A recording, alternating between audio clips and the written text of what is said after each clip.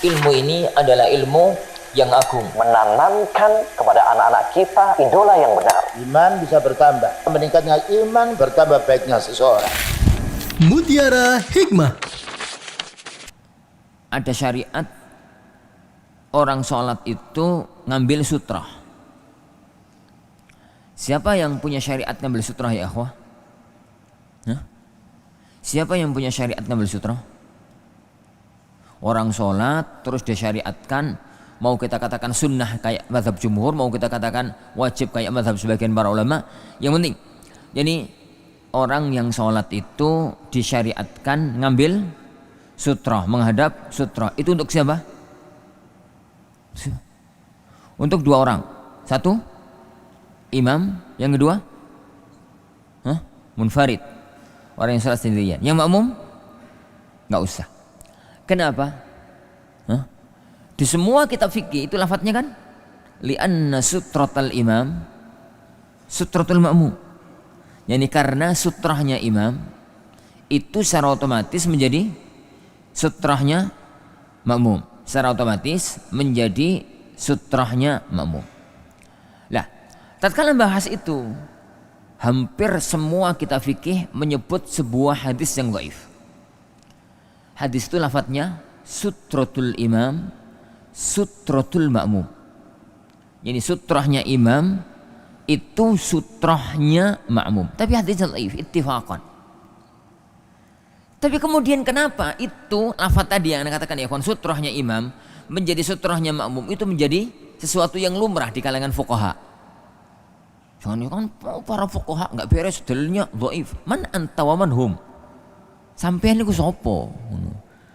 Sehingga harus meruntuhkan, mengkritisi sesuatu yang itu turun temurun dari para generasi para ulama-ulama kita.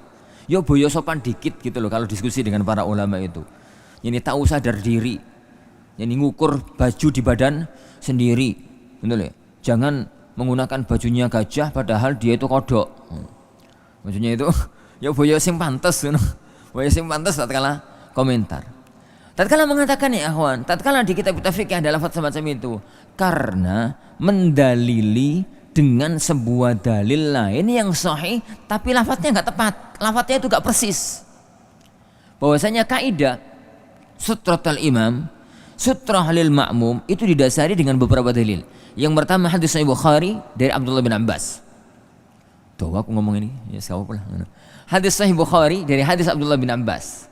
Tatkala Rasulullah SAW di Mina sedang salat duhur, hadis maklum dalam Sahih Bukhari. Bahwasanya Rasulullah SAW salat di Mina, di depan beliau ada sutra. Abdullah bin Abbas datang terlambat naik himar, naik atan, naik himar betina. Lalu beliau lewat di depan shaf. Ini melewati tengah-tengah, tengah-tengah shaf. Karena beliau datang dari sini, maunya itu ontanya itu atau himarnya ditaruh di sini, karena tempatnya onta itu di sini. Akhirnya beliau melewati shaf, dan itu dibiarkan oleh Rasulullah SAW. Ya dulu ala jawazi, menunjukkan bahwasanya itu boleh. Jadi menunjukkan ini bahwa yang semacam itu boleh. Itu yang pertama. Yang kedua ya kawan, kaidah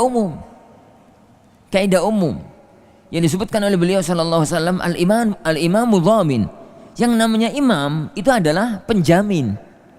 Jadi kalau ada kelalaian, maksudnya menjamin ya kawan, kalau ada orang sholat terus tengah-tengah sholat ragu-ragu, ini rokaat pertama, rokaat kedua, rokaat ketiga, rokaat keempat, itu kan ada konsekuensi hukum. Maklum itu dalam dunia fikih.